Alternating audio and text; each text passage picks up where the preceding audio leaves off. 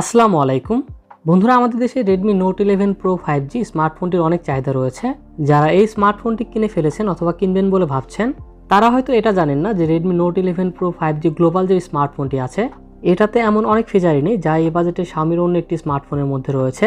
বন্ধুরা, বলছি Xiaomi 11i 5G স্মার্টফোনটির কথা।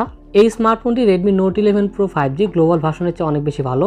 তো বন্ধুরা, আজকে এই স্মার্টফোনটিকে আনবক্স করব, দেখব বক্সের মধ্যে কি কি আছে। এছাড়াও Xiaomi 11i 5G স্মার্টফোনটি কেন Redmi Note 11 Pro 5G এর চেয়ে বেশি ভালো, এই বিষয় নিয়ে বিস্তারিত আলোচনা থাকবে আজকের এই ভিডিওতে।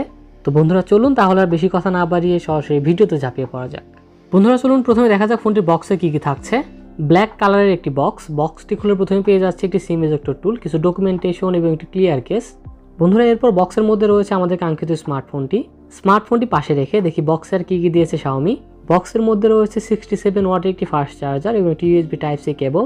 তো বন্ধুরা এই ছিল ফোনটির বক্স কন্টেন্ট। চলুন কথা বলা যাক ফোনটির ডিজাইন এবং বিল্ড কোয়ালিটি নিয়ে।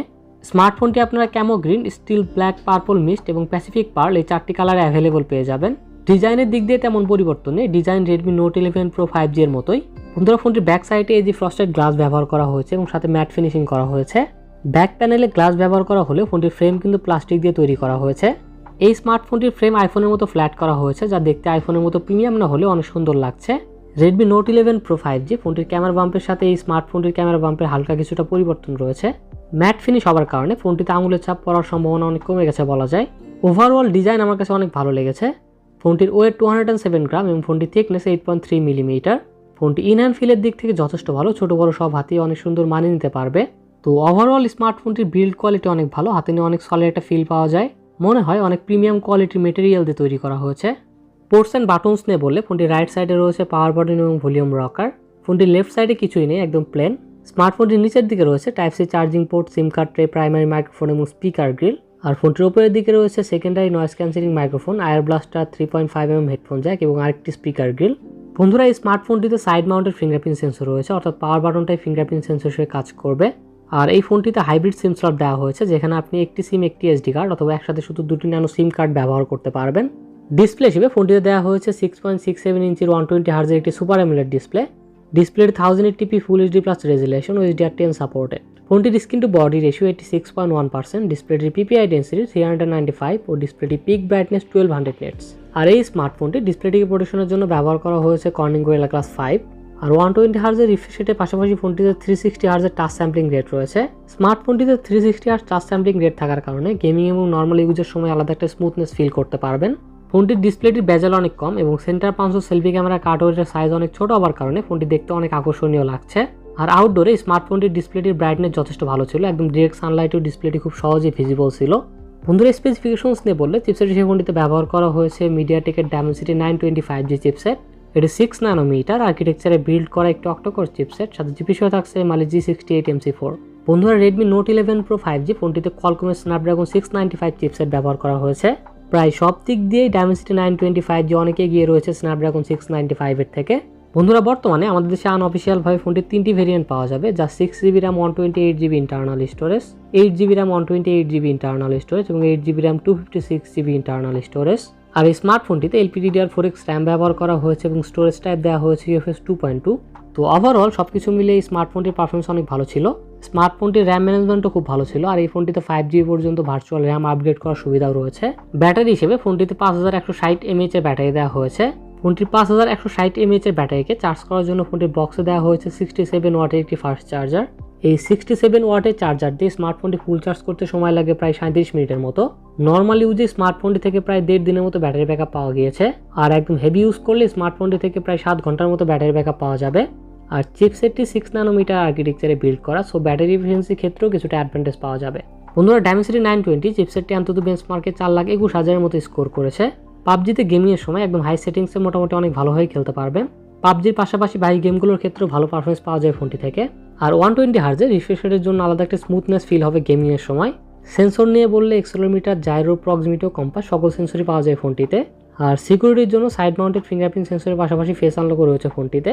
এই স্মার্টফোনের ফিঙ্গারপ্রিন্ট সেন্সরটা খুবই ফাস্ট অ্যান্ড অ্যাকুরেট ছিল, খুব সহজেই ফিঙ্গারপ্রিন্ট রিড করতে পারে, টাচ করার সাথে সাথে আনলক হয়ে যাচ্ছিল। ফিঙ্গারপ্রিন্ট সেন্সরের পাশাপাশি স্মার্টফোনটি ফেস আনলকও যথেষ্ট ভালো ছিল। স্মার্টফোনটির ফেস আনলক অনেক ফাস্ট কাজ করে।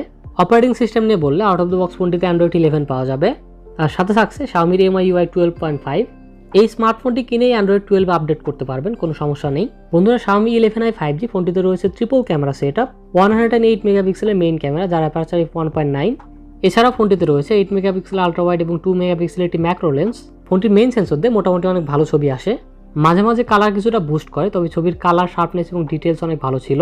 ওভারঅল পিকচার কোয়ালিটি বাজেট হিসেবে অনেক ভালো লেগেছে আমার কাছে। কিছু ক্যামেরা স্যাম্পল দেওয়া হয়েছে, দেখলেই বুঝতে পারবেন। আর সেলফি ক্যামেরা হিসেবে ফোনটিতে 16 মেগাপিক্সেলের একটি সেন্টার পাঞ্চল সেলফি ক্যামেরা দেওয়া হয়েছে যার অ্যাপারচার f2.5।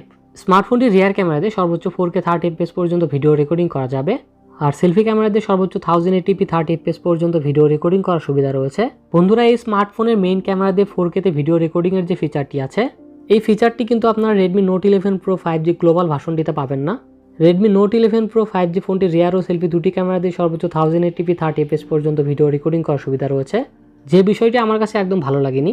26-27 হাজার টাকা দিয়ে একটা স্মার্টফোন কিনবো আর সেটা দিয়ে যদি 4K তে ভিডিও রেকর্ডিং করা না যায়, তাহলে কি লাভ এত টাকা দিয়ে স্মার্টফোন কিনে? আমার কাছে এই বিষয়টি খুবই খারাপ লেগেছে।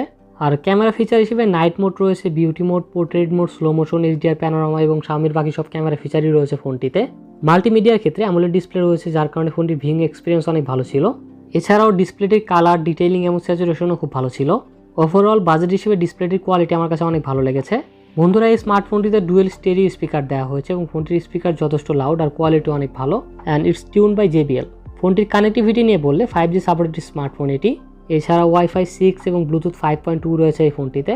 তো বন্ধুরা আপনারা হয়তো এখন বুঝতে পেরেছেন যে আমি কেন Redmi Note 11 Pro 5G এর জায়গায় এই স্মার্টফোনটিকে নিতে বলছি। তো Xiaomi 11i 5G স্মার্টফোনটির 6/128GB ভেরিয়েন্টের বাংলাদেশে বর্তমানে আনঅফিসিয়াল প্রাইস 26,990 টাকা এবং ফোনটির 8/128GB ভেরিয়েন্টের বাংলাদেশে আনঅফিসিয়াল প্রাইস 29,990 টাকা। তো এই প্রাইসে সব কিছু মিলিয়ে অনেক ভালো একটি ডিল। যদি আপনার এই প্রাইসে এমন একটি স্মার্টফোন দরকার হয় যে স্মার্টফোনটির ডিজাইনের দিক থেকে দেখতে অনেক সুন্দর হবে, যার ডিসপ্লে কোয়ালিটি ভালো হবে, ক্যামেরা কোয়ালিটি ডিসেন্ট এবং ফোনটিতে ভালো একটি চিপসেট ব্যবহার করা হয়েছে, তাহলে আমার পক্ষ থেকে এই স্মার্টফোনটি আপনার জন্য রিকমেন্ডেড থাকবে। তো বন্ধুরা আজকে Xiaomi 11i 5G পর্যন্তই। আপনারা যদি Poco F4 স্মার্টফোনটি সম্পর্কে বিস্তারিত জানতে চান তাহলে লেফট সাইডে ভিডিওটি দেখুন, আর 3 থেকে 4 হাজার টাকার মধ্যে সেরা 5টি স্মার্টওয়াচ সম্পর্কে জানতে রাইট সাইডে ভিডিওটি দেখুন। তো বন্ধুরা দেখা হবে আবার নতুন কোনো ভিডিওতে। সবাই ভালো থাকবেন, সুস্থ থাকবেন। মহান আল্লাহ তাআলা আপনাদের সবাইকে সুস্থ ও সুন্দর একটি জীবন করার তৌফিক দান করুন। আল্লাহ হাফেজ।